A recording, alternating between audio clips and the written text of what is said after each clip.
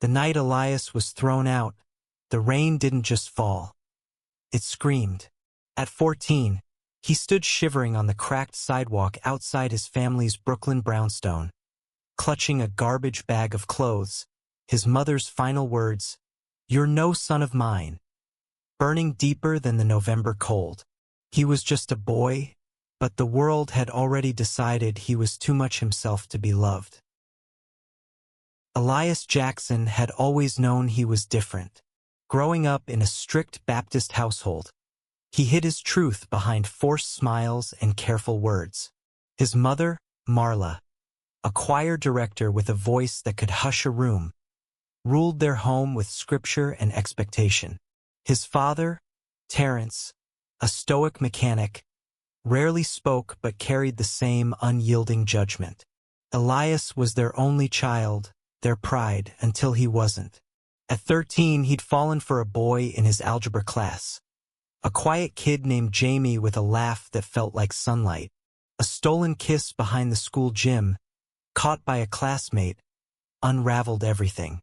By 14, the whispers reached Marla, and the house became a battlefield. That night, Elias had tried to explain, his voice trembling as he stood in the living room, Marla clutching her Bible like a shield. "I'm still me," he'd pleaded. "I'm still your son."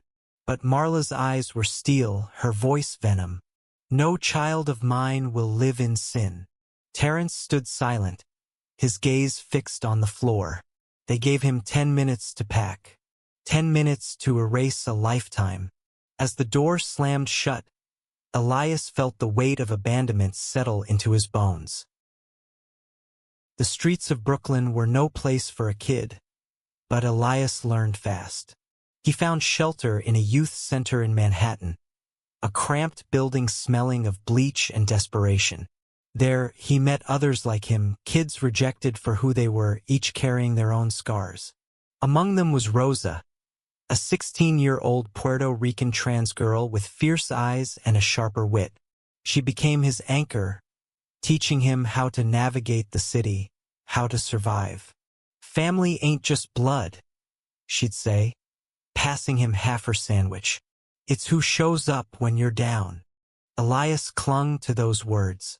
He worked odd jobs, cleaning bodegas, washing dishes, while finishing high school through a GED program. But the ache of rejection never faded. He'd lie awake in the shelter's bunk beds, replaying his mother's words, wondering if he'd ever be enough.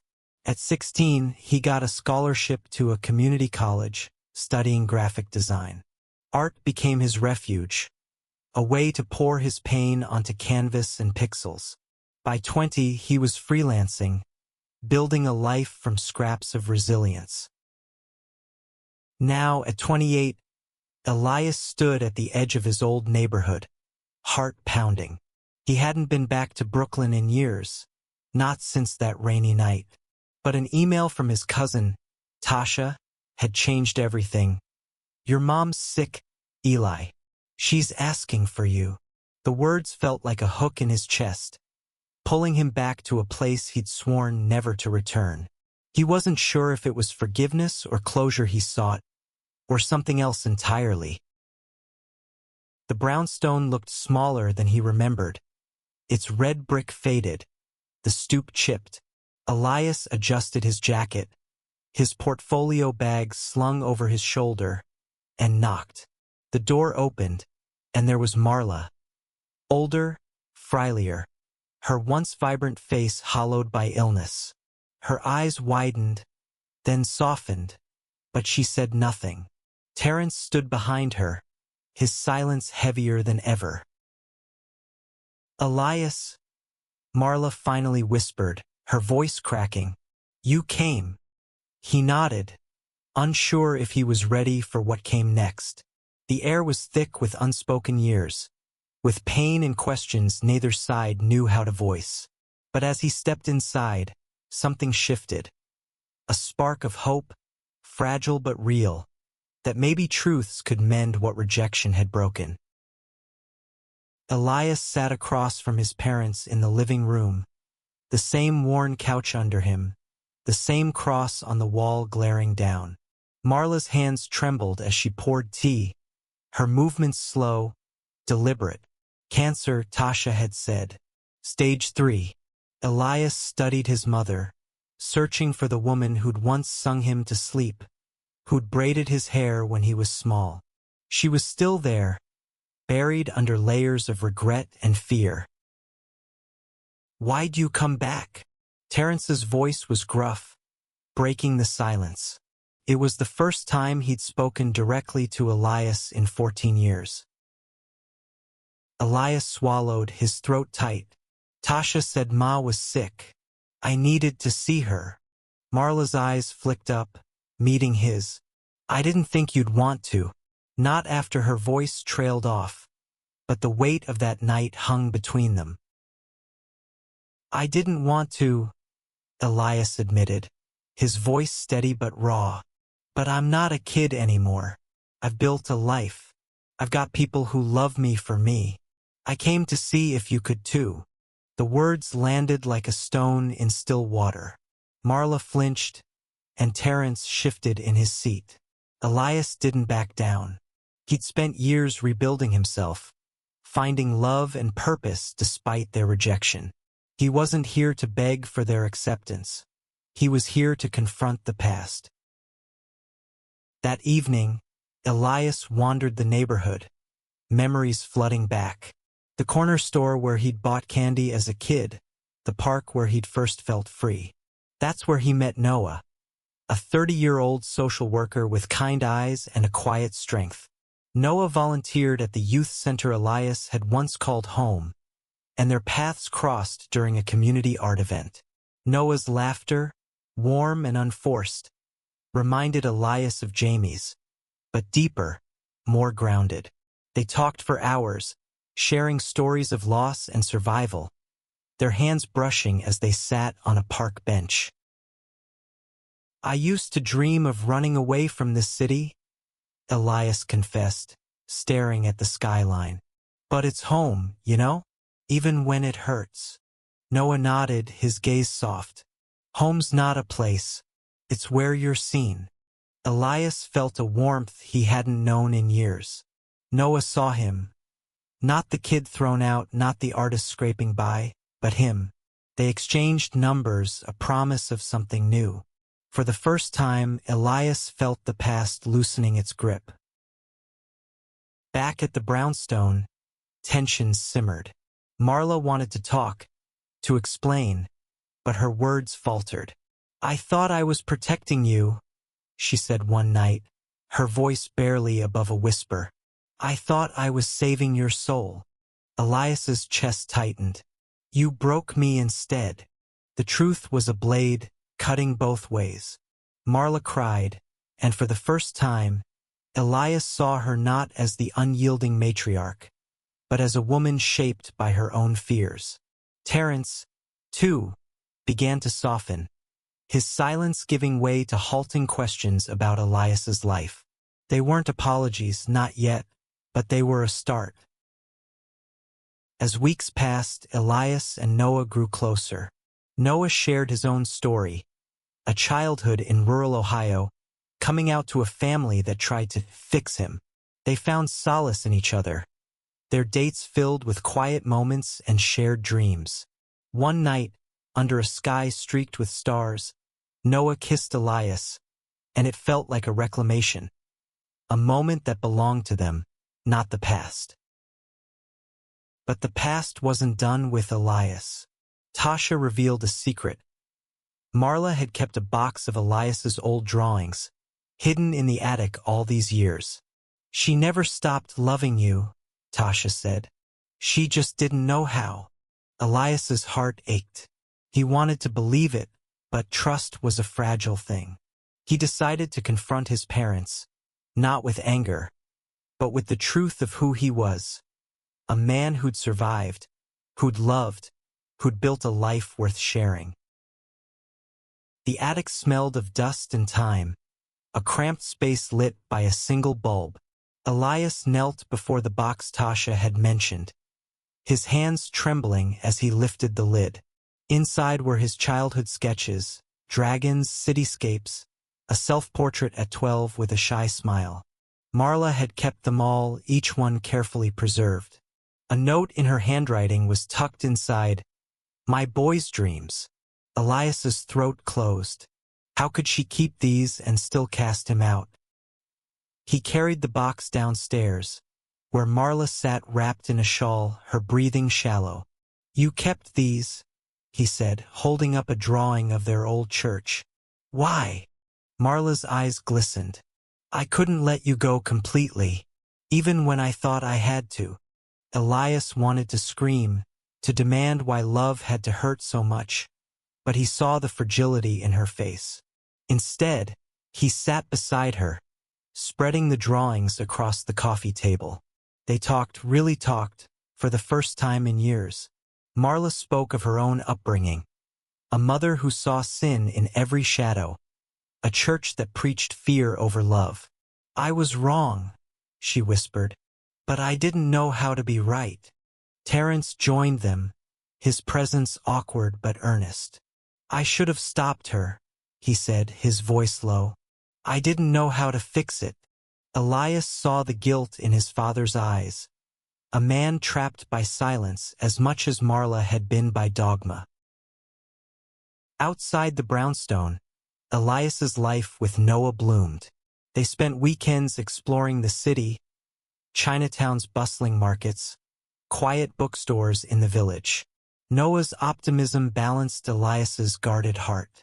One afternoon, at a cafe in Harlem, Noah slid a sketchbook across the table. "Draw me something," he said, grinning. Elias sketched Noah's face, capturing the curve of his jaw, the spark in his eyes.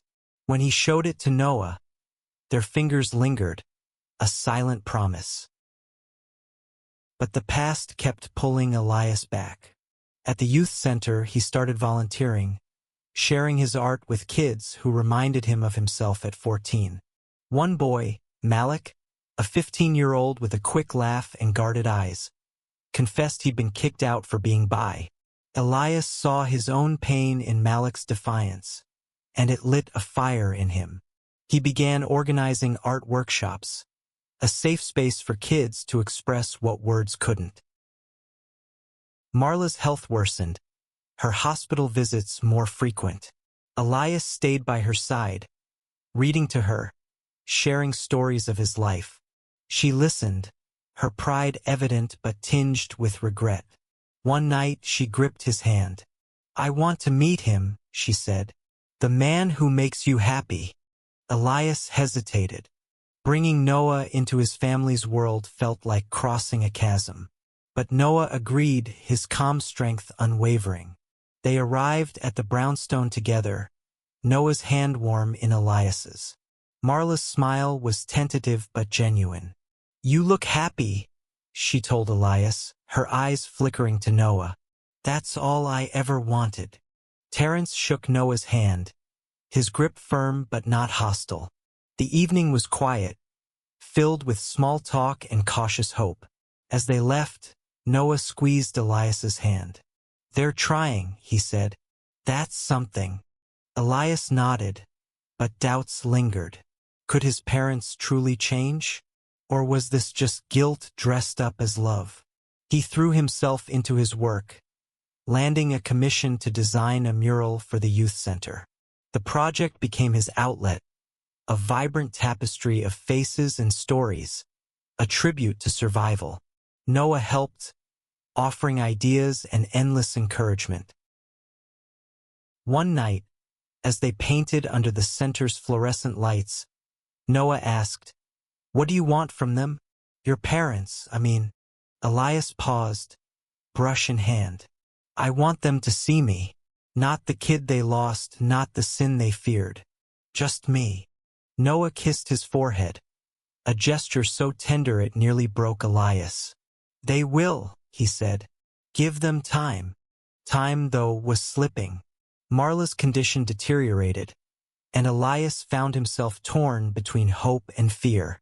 He wanted to believe in redemption, in second chances, but the scars of 14 ran deep. Still, he kept returning to the brownstone, each visit a step toward something new, something that felt like family but different. The hospital room was sterile, the beep of machines a constant reminder of time's cruelty. Elias sat by Marla's bed, her hand frail in his. She was awake, her eyes brighter than they'd been in weeks.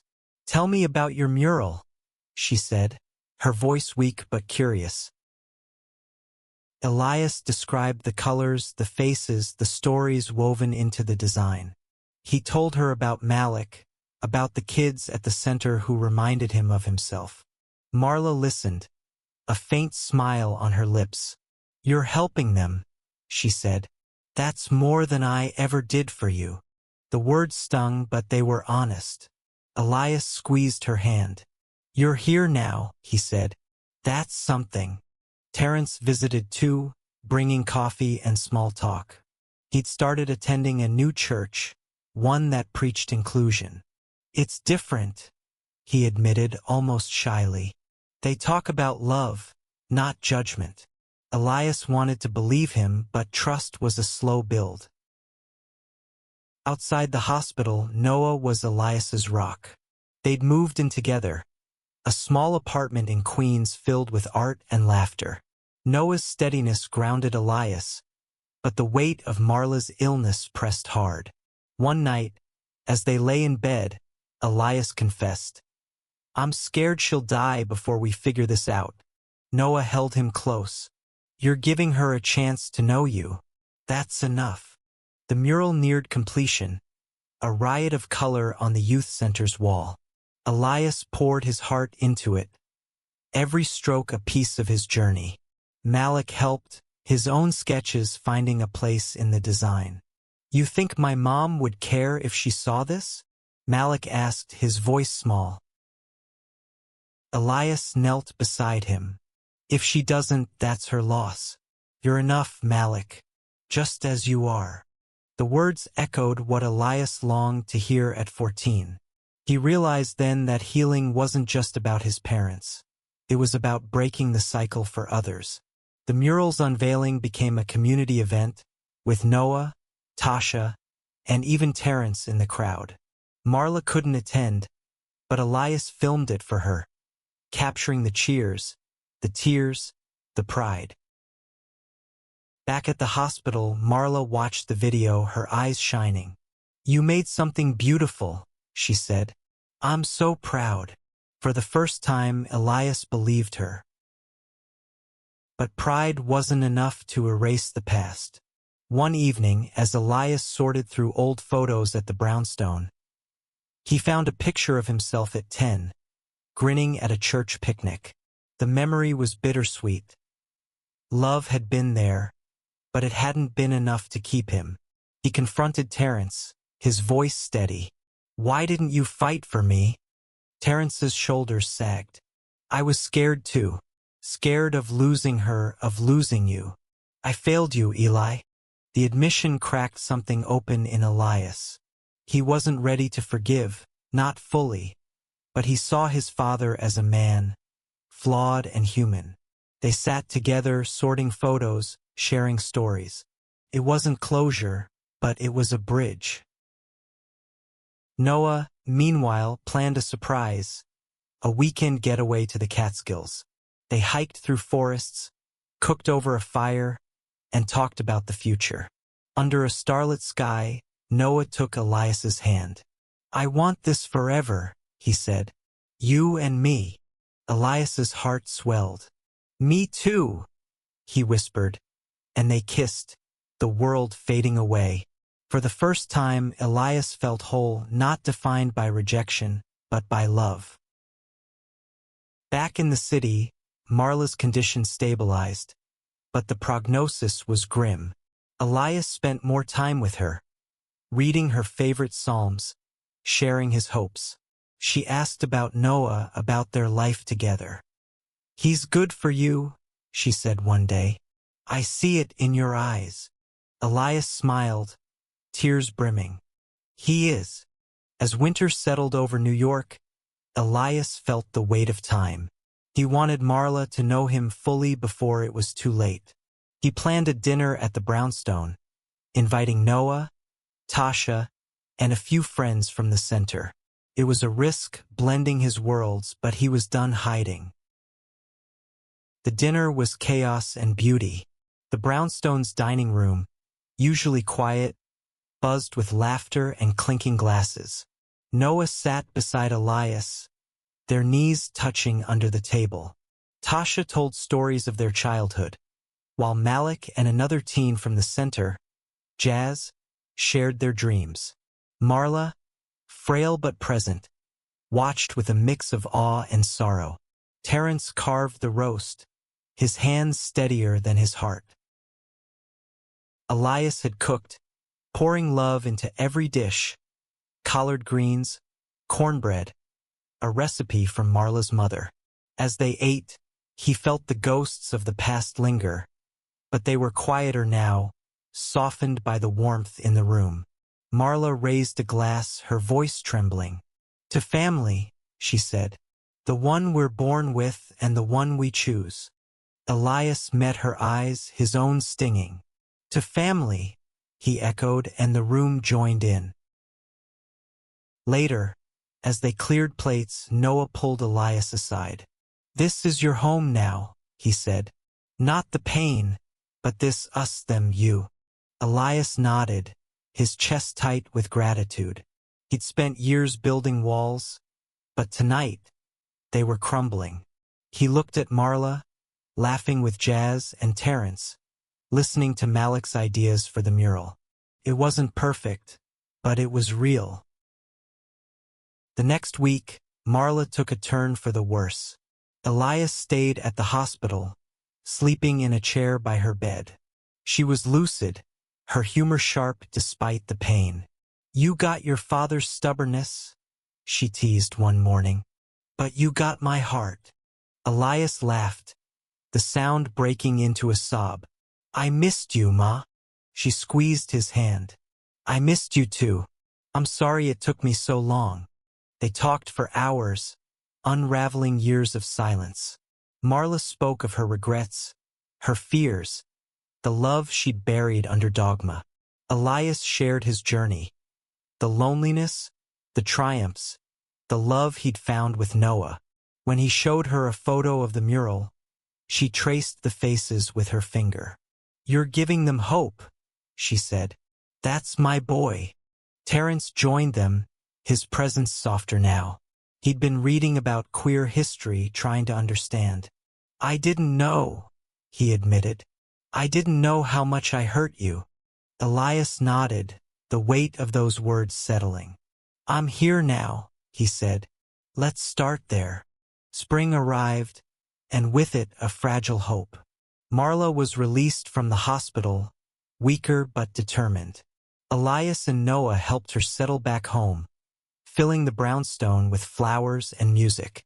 The mural was finished, a beacon for the community.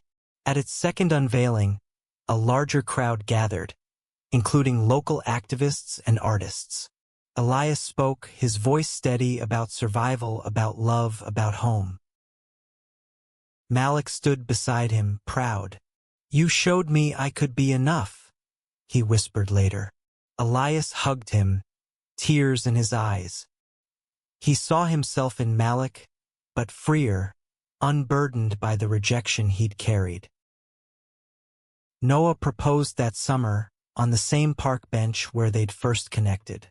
He didn't have a ring, just a sketch Elias had drawn of them, framed in simple wood. "I want to build a life with you," Noah said, his voice shaking. "Every messy, beautiful part of it." Elias said yes, his heart full. They kissed, the city humming around them, a testament to their resilience.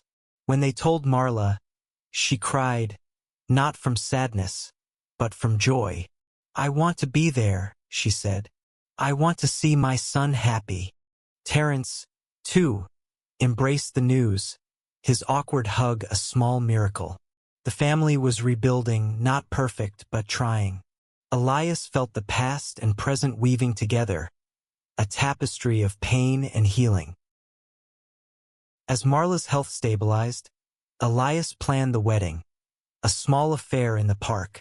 He wanted it to be a celebration of love, not just his and Noah's, but the love of a community that had carried him through. The youth center kids helped decorate, their laughter filling the air. Malik painted a sign, "Love wins." The wedding day dawned bright, the park alive with color. Elias stood in a tailored suit, his heart racing as he looked at Noah, handsome in a soft blue jacket. Marla sat in the front row, her shawl bright against her frail frame, Terrence beside her, his eyes soft with pride. Tasha officiated, her voice warm and steady, while Malik and Jazz handed out flowers to guests. The vows were simple, raw, true. Elias spoke first, his voice catching. "You saw me when I couldn't see myself.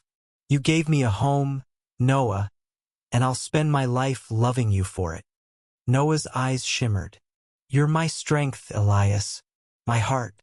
I'm yours, always." They kissed, the crowd cheering, and Elias felt the weight of 14 lift. This was his truth. Not the rejection, not the pain, but this love, this moment, this family.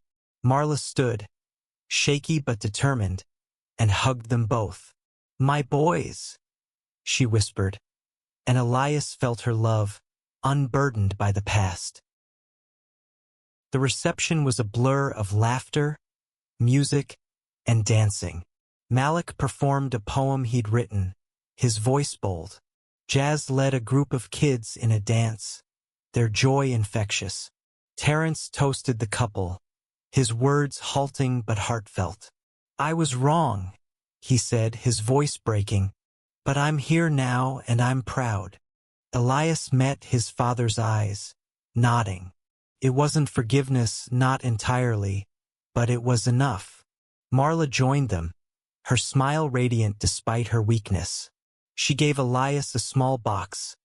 Inside was a photo of him as a child, tucked into a frame he'd painted years ago. "I kept it close," she said. "Now it's yours again." As the night wound down, Elias and Noah slipped away to the bench where it all began. They sat, hands entwined, the city sparkling around them. "We made it," Elias said, his voice soft. Noah kissed his hand. "We did." Marla passed that winter, peacefully, surrounded by family. Elias grieved, but the pain was different, cleaner, laced with love. He and Noah moved into the brownstone, filling it with art, laughter, and plans for the future. They started a foundation, using the mural's success to fund programs for queer youth. Malik became their first intern, his confidence growing. Years later, Elias stood before a new mural, this one dedicated to Marla.